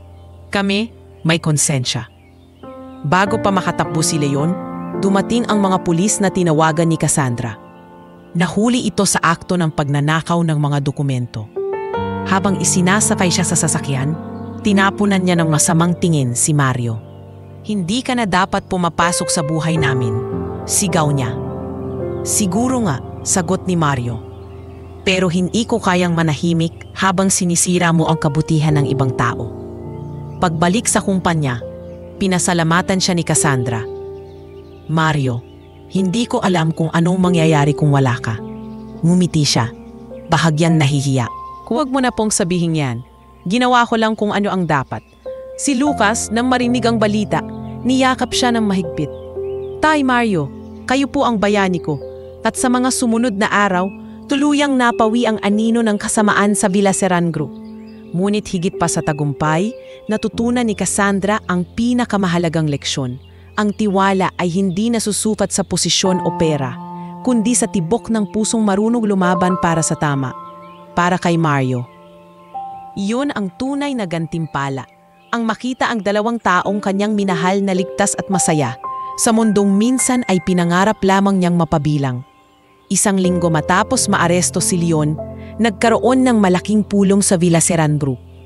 Ang baong conference room ay punong-puno ng mga empleyado at board members. Lahat ay naghihintay sa anunsyo ni Cassandra tungkol sa resulta ng investigasyon. Ang mga mata ng mga tao ay nakatuon sa kanya habang nakatayo siya sa gitna ng entablado. Matatag, ngunit halatang emosyonal. Sa gilid ng silid, tahimik lang si Mario, nakatayo sa likuran. Marahang pinupunasan ang pawis sa noo. Hindi niya inasahan na mapapabilang siya sa ganitong malaking pagtitipon. Ang dating janitor na halos hindi mapansin noon sa ospital, na yon ay nasa harap ng mga tao sa isang prestigyosong kumpanya, hindi bilang tagalinis, kundi bilang simbolo ng katapatan. Magandang umaga sa inyong lahat, panimula ni Cassandra. Nais kong magpasalamat sa inyong patuloy na pagtitiwala sa Villaseran Group. Ngunit higit sa lahat, gusto kong linawin ang nangyari sa mga nakaraang buwan. Maraming kumalat na maling balita, maraming nasaktan, at isa sa mga taong iyon ay nasa harapan ninyo ngayon. Si Mario. Lumingon ang lahat kay Mario. May mga bulungan, may ilan pang tila nahiya sa mga dati nilang sinabi laban sa kanya. Marami sa atin ang mabilis humusga. Pagpapatuloy ni Cassandra. Ako man, hindi agad naniwala sa kanya. Ngunit ang katotohanan ay simple. Si Mario ang dahilan kung bakit ligtas ngayon ang ating kumpanya. Siya ang tumulong sa akin para maibunyag ang pandaraya ni Leon. Siya ang nagligtas hindi lang sa akin, kundi sa pangalan ng Villaseran Group. Palakpakan ang sumunod. Maging ang mga board members na dati ay nagdududa kay Mario ay napatingin sa kanya ng may paghanga. Hindi alam ni Mario kung paano siya magre-reakto. Simpleng ngiti lang ang naibigay niya, sabay yuko bilang paggalang. Pagkatapos ng pulong, nilapitan siya ni Cassandra. Mario, salamat sa lahat ng ginawa mo. Hindi ko alam kung paano ako makakabawi. Ngumiti siya. Wala pong dapat bayaran. Cassandra, ang importante, maayos na ulit ang lahat. Ngumiti si Cassandra, pero halatang may gusto pang sabihin. Hindi lang to tungkol sa kumpanya. Isa kang inspirasyon. Gusto kong malaman ng lahat ang totoo mong kwento. Pagkalipas ng ilang araw, naglabas ng opisyal na pahayag ang Villaseran Group sa media. Ipinakita nila ang katotohanan tungkol sa pandaraya ni Leon at ang kabayanihan ni Mario. Sa unang pagkakataon, lumabas ang larawan ni Mario sa mga pahayagan at social media. May titulong, "Dating Janitor, Naging Tagapagsalba ng Kumpanya." Sa opisina, halos lahat ng empleyado ay bumati sa kanya. "Kuya Mario, grabe ang galing mo. Ikaw pala yung nagligtas sa kumpanya." Ngumiti lang siya, medyo nahihiya. Wala yon, trabaho lang. Ngunit sa loob ng puso niya, ramdam niya ang saya. Hindi dahil sa papuri, kundi dahil sa pagtanggap. Sa unang pagkakataon sa buhay niya, hindi na siya initingnan bilang mababang tao. Isang hapon, habang nag-aayos ng mga papeles sa opisina ni Cassandra, dumating si Lucas. "Pai Mario," sigaw ng bata. "Napanood ko po kayo sa TV. Idol ko po kayo." Natawa si Mario at yumuko para halikan ang noo ng bata. "Naku, wag mo kong gayahin, anak. Mas mabuti pang maging katulad mo, mas matapang at mas mabait. Pero gusto ko po yung ginagawa nyo, tumutulong sa tao." Sagot ng bata, sabay yakap sa kanya. Habang pinapanood sila ni Cassandra, napangiti siya. Sa isip niya, hindi na lang si Mario ang tumulong sa kanila, kundi siya rin ang nagbigay ng bagong direksyon sa kanilang buhay. Lumipas pa ang ilang araw at muli siyang ipinatawag ni Cassandra sa isang espesyal na pagpupulong ng mga partner ng kumpanya. "Mario," sabi niya habang inaabot ang folder, "gusto kong ikaw ang maging tagapamahala ng bagong proyekto ng foundation. Hindi ito tungkol sa negosyo. Tungkol ito sa mga batang walang pamilya, katulad ng minsan mong pinangarap." Napahawak si Mario sa dibdib. "Ako po, Cassandra, hindi ko alam kung kaya ko yan. Tiwala ako sa'yo. Lahat ng proyekto mo, susuportahan ko. Isa ka ng inspirasyon sa marami, Mario." Muling nagpalakpakan ng mga tao sa silid. Ngunit sa loob ni Mario, may ibang nararamdaman. Isang tahimik na pasasalamat sa Diyos sa pagkakataong binigay sa kanya. Sa sumunod na linggo, ipinatayo niya ang unang outreach center ng foundation. Tinawag ito ni Cassandra na Puso't Dugo Center bilang parangal sa araw na binigay ni Mario ang bahagi ng sarili niya upang iligtas ang anak niya. "Bakit puso't dugo po?" tanong ng isang batang tinutulungan ng foundation. "Kasi minsan," sagot ni Mario, "ang tunay na tulong ay yung galing sa puso kahit walang kapalit." Habang lumalaki ang proyekto, maraming tao ang lumapit sa kanya, mga dating katulad niyang janitor, laborer at simpleng manggagawa. Marami sa kanila ang humingi ng payo. "Paano niyo nagawa yan, Mario? Dati janitor lang, ngayon may posisyon na." Ngumiti siya, marahang sumagot, "Hindi ko to ginusto. Nangyari lang. Pero tandaan ninyo, hindi kailangang maging mayaman para maging mahalaga." Sa gitna ng tagumpay, bumalik si Leon sa eksena. Ngayon ay nakapiit at humihingi ng tawad kay Cassandra at Mario. Isang araw, nagpasya si Cassandra na dalawin ito sa kulungan at isinama niya si Mario. Pagpasok nila sa maliit na silid, nakaupo si Leon, payat at tila basag na ang loob. "Cassandra," mahina nitong sabi, "patawarin mo ako. Sobrang pagkakamali ang ginawa ko. Nainggit ako kay Mario. Hindi ko matanggap na isang tulad niya ang mas pinagkatiwalaan mo." Tahimik lang si Cassandra. Hindi mo kailangang magsalita pa. "Ang mahalaga, aminado ka." Lumingon si Leon kay Mario. "Pasensya ka na rin. Ikaw ang totoo palang dapat tularan." Ngumiti si Mario, bahagyang tumango. Wala kang kailangang bayaran, Leon. Basta't matuto ka na lang. Hindi pa huli para magbago. Paglabas nila ng kulungan, napatingin si Cassandra kay Mario. Kahit sa taong nanakit sa'yo, marunong ka pa ring magpatawad. Hindi ko alam kung paano mo nagagawa yan. Ngumiti siya. Ganun po siguro talaga, Cassandra. Kapag sanay ka sa hirap, natututo kang magpatawad kaysa magtanim ng galit. Si Lucas naman ay mas naging inspiradong bata, gustong tumulong sa foundation tuwing bakasyon. Isang gabi, habang nakaupo silang tatlo sa hardin, tinanong ni Lucas, "Mommy, Tay Mario, ano po ang pinakamagandang aral na natutunan ninyo sa lahat ng to?" Tumingin si Mario sa langit at ngumiti. Na kahit maliit ka sa mata ng mundo, may halaga ka sa mata ng Diyos, tumango si Cassandra. At na ang kayamanan, hindi nasusukat sa pera, kundi sa mga taong handang tumulong kahit walang kapalit. Sa katahimikan ng gabi, naramdaman nilang lahat ang kapayapaan. Hindi lang nalinis ang pangalan ni Mario, nalinis din ang mga puso nila sa galit, sa inggit at sa takot. At sa gitna ng lahat ng iyon, lumago ang isang ugnayan na hindi mabubura ng panahon. Ang pagkakaibigan, tiwala at pagmamahalan na bunga ng kabutihan. Isang taon ang lumipas mula nang itatag ang Puso Dugo Foundation. Sa ilalim ng pangangasiwa ni Mario, daan-daang bata at mahihirap na pamilya na ang natulungan. Nakilala ito hindi lang sa Maynila, kundi sa iba't ibang probinsya. Mula sa dating simpleng lalaking hindi makabili ng matinong sapatos. Ngayon ay itinuturing siyang ama ng pag-asa sa mga komunidad na dati ay nakalimutan ng lipunan. Ngunit tulad ng lahat ng mabubuting bagay, dumating din ang mga pagsubok na magpapatibay sa pundasyon ng kanilang tagumpay. Isang umaga, habang nag-aayos ng mga papeles sa opisina ng foundation, pumasok si Cassandra halatang may dinadala. "Mario," sabi niya, "may problema tayo. May mga donor na nag-aatubiling magpatuloy sa pagpopondo.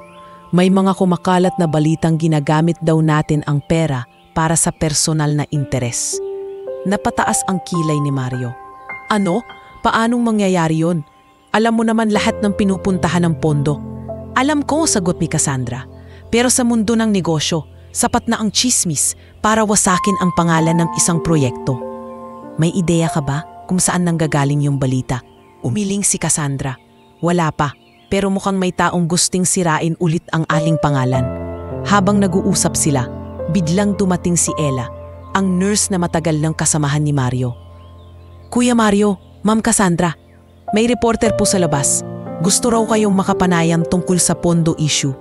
Napatigil silang dalawa. Hindi pa man nila nalilinaw kung saan galing ang intriga ay kumakalat na ito sa media. Lumabas si Cassandra at hinarap ang mga mamamahayag. Kalma pero matatag ang kanyang tinig. "Ang aming foundation ay malinaw sa lahat ng transaksyon. Lahat ng donasyon ay nakadokumento at sinusuri ng independent auditor." Ngunit isang reporter ang sumabat. "Ma'am, may nagsabi po na mismo si Mario, ang dating janitor na naging direktor ninyo, ang may hawak ng cash disbursement." "Totoo po ba yon?" Tumahimik ang paligid. Tumitig si Mario sa mga mata ng reporter. "Totoo pong ako ang humahawak ng ilang transaksyon, pero bawat piso ay dumadaan sa mga kamay ng accounting team at pinipirmahan mismo ni Ma'am Cassandra. Hindi po totoo ang paratang." Bakit sa record may isang proyekto sa Davao na hindi natuloy pero may nailabas na pondo? Tanong ng isa pa. Lumingon si Mario kay Cassandra. "Hindi natin to inilunsad, di ba?" "Hindi," sagot nito. "May tumigil sa project dahil sa bagyo. Ngunit malinaw na may gumawa ng hakbang para palabasin na may anomalya." Pagbalik nila sa loob ng opisina, tahimik si Mario. Nakatingin siya sa kanyang mga kamay. Tila nahihiya kahit wala siyang kasalanan. "Cassandra, baka ako ang dahilan kung bakit nagdududa sila. Baka dahil mahirap lang ako, hindi sila kampante, na ako ang humahawak ng ganitong proyekto." Lumapit si Cassandra, hinawakan ang balikat niya. "Mario, huwag mong sabihin yan. Hindi pera o pinagmulan ang basehan ng tiwala. Alam kong may kamay sa likod nito. Aalamin natin." Sa mga sumunod na araw, nagsimula ang imbestigasyon. Tinulungan sila ng ilang abogado at auditor. Habang sinusuri nila ang mga dokumento, Napansin ni Ella ang isang pirma sa financial report na peke. Kuya Mario, sabi niya habang ipinapakita ang papel, tingnan niyo to. Gamit yung pangalan mo pero ibang lagda. Napakunot ang noo ni Mario. Ibig sabihin, may gumagamit ng pangalan ko? Agad silang nagpatuloy sa paghahanap? At natuklasan nilang may dating accounting staff na konektado kay Leon, isang lalaking nagngangalang Rico. Matagal na itong natanggal sa trabaho, pero tila ginagamit pa rin ang kanyang access para manipulahin ang mga lumang file. Rico, bulalas ni Cassandra, kasama siya sa grupo ni Leon dati. Hindi ako magtataka kung sinusubukan niyang maghiganti. Hayaan mo, Cassandra, sabi ni Mario. Ako na ang kakausap sa kanya. Kinabukasan, pumunta si Mario sa lumang apartment ni Rico sa Mandaluyong. Pagdating niya roon, napansin niyang magulo ang paligid. May mga bote ng alak, mga papel na nagkalat, at isang lalaking lasing na nakahiga sa sofa. Rico, tawag niya. Ako to, si Mario. Dahan-dahan itong tumingin, sabay tawa ng mapait. Ah, ikaw pala, ang bida ng foundation. Bakit? Gusto mo rin ba akong hulihin? Hindi. Gusto ko lang malaman kung bakit may ginagawa to. Anong kasalanan namin sa'yo? Tumawa si Rico, ngunit may pait sa tinig. Kasalanan? Wala kayong kasalanan. Pero tingnan mo ako, Mario. Dati akong accountant, ngayon basurero na. Lahat dahil sa investigasyon nyo noon. Nawalan ako ng trabaho, ng pamilya, ng respeto. Ngayon, gusto ko lang maramdaman nilang hindi lang mayayaman ang pwedeng manira. Rico, naiintindihan ko ang galit mo, mahinahong sabi ni Mario. Pero hindi mo kailangang sirain ang kabuhayan ng mga bata at pamilya na umaasa sa foundation. Hindi mo ako kailangang gantihan. Madali mong sabihin yan kasi ikaw yung bida ngayon. Dating janitor, ngayon sikat na. Habang ako, wala na. Lumapit si Mario at marahang nilagay ang kamay sa balikat ni Rico. Alam mo, minsan hindi naman huli para magsimula ulit. Kung gusto mo, tutulungan kita. Hindi ko man kayang ibalik lahat ng nawala sa'yo, pero pwede kitang tulungan bumangon. Tahimik si Rico. Tumulo ang luha nito. Bakit? Bakit kahit sinira ko kayo, tinutulungan mo pa rin ako? Dahil lahat tayo nagkakamali at lahat tayo may karapatang itama yon. Pag uwi ni Mario, dinala niya ang ebidensya ng peke at ipinasa ito sa legal team ni Cassandra. Kinabukasan, nilinaw ng kumpanya sa publiko ang issue at ipinakita ang mga dokumentong nagpapatunay na walang anomalya. Sa press conference, nakatayo si Mario sa tabi ni Cassandra. Ang kabutihan, sabi niya sa harap ng kamera, hindi kayang itago ng kasinungalingan. Maaaring marumihan ng paninira, pero hindi kailanman mawawala. Muling napanatag ang mga donor at ang tiwala ng publiko ay bumalik. Ngunit higit pa roon, isang bagong simula ang nabuksan para kay Rico. Tinanggap siya ni Mario bilang volunteer sa foundation at doon niya muling natagpuan ang direksyon ng kanyang buhay. Sa huling bahagi ng linggo, habang pinagmamasdan ni Mario ang mga batang naglalaro sa bakuran ng Puso't Dugo Center, lumapit si Cassandra. Mario, natapos na naman natin ang isa pang unos. Ngumiti siya. Oo, Cassandra. Siguro ganun talaga ang buhay. Hindi na uubusan ng bagyo.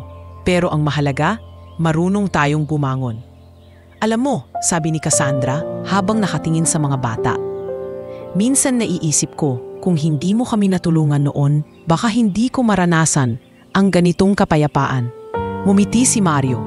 At kung hindi niyo rin ako binigyan ng pagkakataon, baka hanggang ngayon, janitor pa rin ako. Tahimik silang naglakad sa paligid ng center. Habang sa malayo, maririnig ang tawanan ni Lucas at ng mga batang tinutulungan ng foundation. Sa bawat tawa, sa bawat ngiti, alam nilang may saysay ang lahat ng sakripisyo dahil ang kabutihang itinanim nila patuloy may namumunga sa puso ng iba. Lumipas ang ilang buwan mula nang malutas ang kontrobersya sa foundation. Unti-unti na namang bumalik sa normal ang lahat at mas lumawak pa ang mga proyekto ni Mario at ni Cassandra. Ang Puso't Dugo Foundation ay umabot na sa Visayas at Mindanao. at daan-daang bata na ang nakapag-aral dahil sa kanilang mga programa.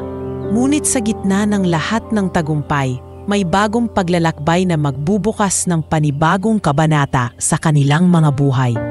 Isang umaga, habang abala si Mario sa pagtulong sa mga batang nagtatanim sa Hardinan Center, lumapit si Lucas, bitbit ang isang maliit na sulat. Tay Mario, masigla nitong sabi. Sabi po ni Mami, basahin niyo to, galing daw po sa gobyerno. Kinuha ni Mario ang sobre. Pagbukas niya, nakita niya ang logo ng Department of Social Welfare and Development. Binasa niya ang liham, at habang binabasa niya, unti-unting lumawak ang kanyang mga mata. Mabuhay Ginoong Mario Ramos, nakasulat sa papel. Napili ka bilang isa sa mga tatanggap ng Gawad ng Bayan Award sa darating na buwan. Ang iyong kabayanihan at dedikasyon sa kapwa ay inspirasyon sa buong bansa. Napangiti siya at napaupo. Diyos ko, mahina niyang sabi, isang parangal para sa dating janitor lang? Narinig ni Cassandra ang tinig niya at lumapit. Mario, ano yan? Tahimik niyang iniabot ang liham. Pagkabasa ni Cassandra, napangiti rin siya. Deserve mo to, Mario. Hindi ka lang basta tumulong, binago mo ang buhay ng napakaraming tao. Ngunit sa kabila ng saya, may halong kaba sa dibdib ni Mario. Cassandra, hindi ko alam kung karapat-dapat ako. Wala naman akong ginawa, kundi yung dapat gawin ng bawat tao. Diyan ka nagkakamali. Sagot ni Cassandra. Marahan, ngunit may bigat ang tinig. Ilan lang ang gumagawa ng tama kahit walang nakapingin. Ikaw, ginawa mo yon kahit walang gantimpala. Dumating ang araw ng parangal. Isinagawa ito sa isang malaking hotel sa Maynila. Sa entablado, naroon ang mga opisyal ng gobyerno, mga kilalang negosyante at mga personalidad. Habang nakaupo si Mario sa gilid, halatang kinakabahan siya. Tay Mario, bulong ni Lucas na nakasuot ng maliit na barong. Ang gwapo niyo po parang artista. Natawa si Mario. Naku anak, baka mapagkamalan akong waiter dito. Numiti si Cassandra na nakasuot ng eleganteng puting bestida. Hindi Mario, ngayon lahat silang makakakita sa tunay na halaga mo. Tinawag ng host ang kanyang pangalan.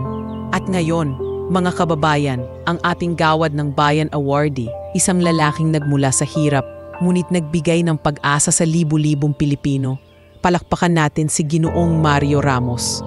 Tumayo si Mario, nanginginig ang mga kamay habang umaakyat sa entablado. Habang papunta siya sa gitna, tiningnan niya ang mga mukha sa paligid.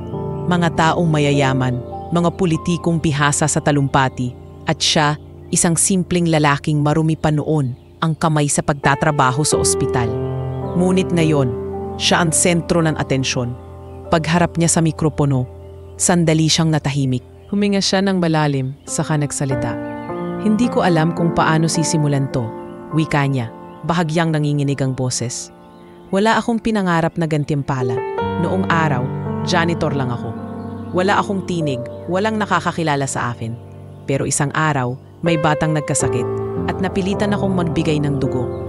Hindi ko alam na doon magsisimula ang pagbabago ng buhay ko. Tahimik ang buong silid.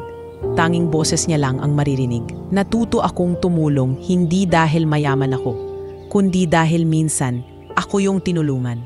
At ngayon, gusto kong iparating sa lahat, hindi kailangang maging mayaman para tumulong. Ang kabutihan, hindi sinusukat sa laki ng bulsa, kundi sa tibay ng puso. Tumulo ang luha sa mata ni Cassandra habang nakikinig. Si Lucas naman ay palakpak ng palakpak, buong tuwa.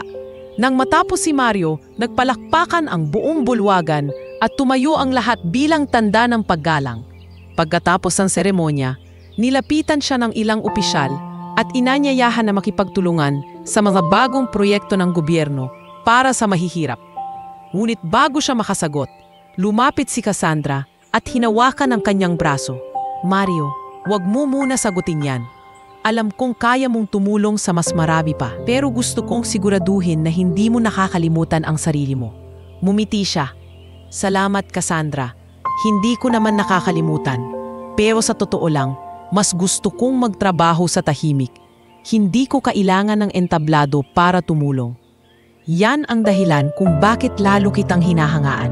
Sagot ni Cassandra, sabay ngiti. Pagbalik nila sa mansyon, nagdaos ng maliit na salo-salo si Lucas, kasama ang mga bata sa foundation. "Tay Mario, para sa inyo po tong cake," sigaw ng mga bata. "Teka lang, kayo pa ang gumastos?" "Hindi po," tawa ni Lucas. "Si Mami po nagbigay ng pambili. Pero ako po ang nag-drawing ng pangalan ninyo sa ibabaw." Habang tumatawa sila, napatingin si Mario sa paligid.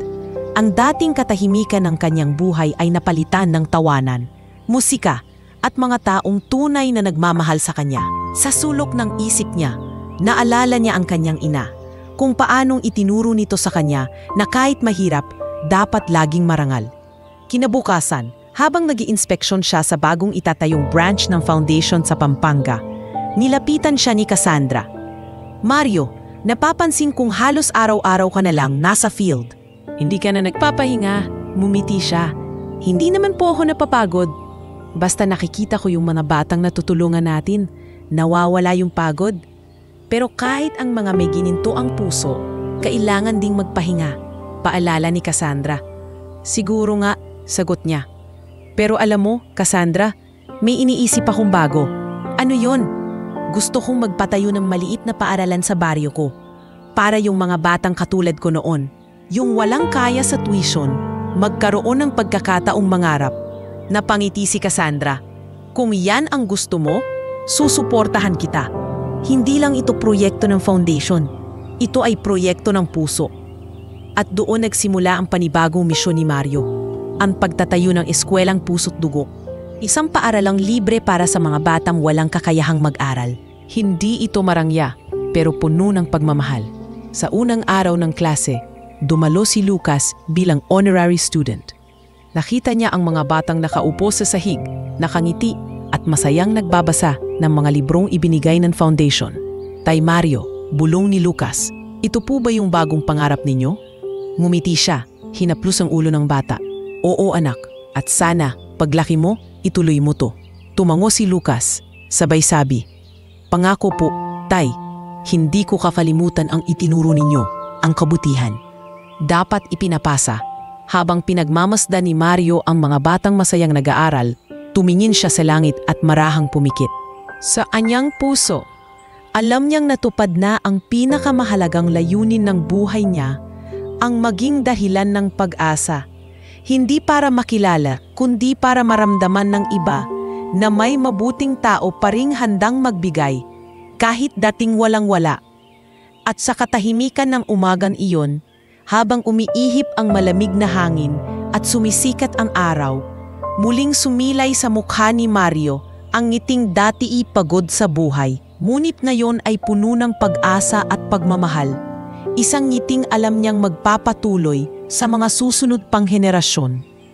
Makalipas ang 2 taon mula nang itayo ni Mario ang Eskwelang Puso't Dugo, mas lalo itong lumago.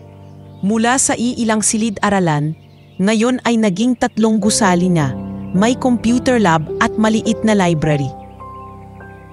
Ang mga batang dating naglalaro sa lansangan ay natutong mangarap at magsulat ng kanilang sariling pangalan. Lahat ng ito, bunga ng kabutihan ng isang lalaking minsan ay janitor lang sa ospital.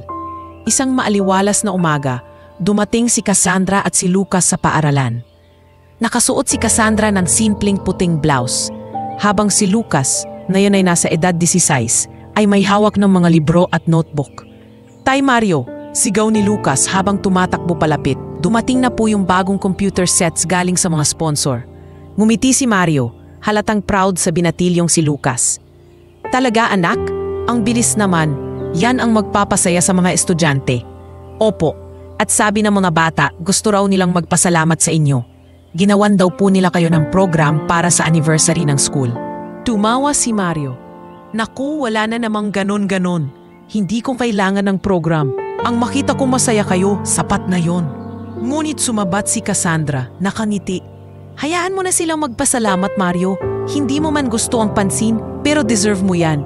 Habang naglalakad sila papunta sa stage ng eskwelahan, pinagmamasdan ni Mario ang paligid. Ang mga batang naglalaro sa bakuran, ang mga guro na masiglang nagtuturo, at ang mga magulang na nakamiti sa labas ng gate. Lahat iyon ay larawan ng pag-asang minsan niyang pinangarap nung wala pa siyang kahit ano sa buhay. Nang magsimula ang programa, isa-isang lumabas ang mga bata at naghandog ng awitin. May mga batang nagsayaw, may nagdeklama ng tula tungkol sa kabutihan at may isa pang bata na nagsabi ng linyang nagpaluha kay Mario. Kung hindi po dahil sa inyo, Tay Mario, baka hanggang ngayon nasa lansangan pa rin kami. Pero ngayon, marunong na po kaming mangarap. Tumulo ang luha ni Mario habang pinapanood ang mga bata. Marahan niyang pinahid iyon at ngumiti. Sa tabi niya, hinawakan ni Cassandra ang kanyang kamay. Kita mo Mario, hindi mo lang nabago ang buhay namin. Binago mo rin ang kinabukasan ng mga batang yan. Hindi ko yan magagawa kung wala ka, Cassandra, sagot ni Mario. Ikaw ang nagbigay ng pagkakataon sa isang katulad kong walang-wala. Tumawa si Cassandra, at ikaw naman ang nagturo sa akin kung paano maging tunay na mayaman. Matapos ang programa, lumapit si Lucas kay Mario. Tay Mario, gusto ko pong mag-aral ng social work. Gusto ko pong tumulong din sa mga bata kagaya ninyo. Napangiti si Mario. Napakagandang balita yan anak. Alam mo, yan din ang pangarap ko noon. Kaso hindi ko nakamit. Pero kung ikaw ang tutuloy, masaya na ako. Pangako po, Tay. Balang araw, ako naman ang magpapatuloy ng foundation ninyo. Pagkalipas ng ilang linggo, nakatanggap ng liham si Mario mula sa lokal na pamahalaan. Inimbitahan siyang magsalita sa isang pambansang seminar tungkol sa community development. Kinafabahan man, pumayag siya sa hiling ni Cassandra na dumalo.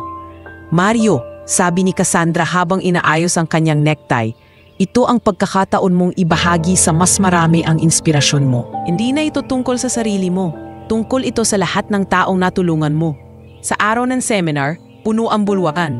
Naroroon ang mga lider ng iba't ibang NGO, mga guro at mga estudyanteng gustong tumulong sa lipunan. Nang tawagin ang pangalan ni Mario, muling umalingangaw ang palakpakan. Magandang araw po sa inyong lahat, panimula niya, sabay ngiti. Marami sa inyo siguro ay sanay makinig sa mga doktor, abogado o profesional. Pero ngayong araw, isang dating janitor lang po ang haharap sa inyo. Natahimik ang buong silid. Lahat ay nakikinig sa bawat salitang binibitawan niya. Ang kabutihan, sabi ni Mario, ay parang dugo, dumadaloy sa katawan ng lipunan. Kapag tumigil tayong tumulong, titigil din ang daloy ng pag-asa. Ang bawat isa sa atin ay may kakayahang maging ugat ng pagbabago.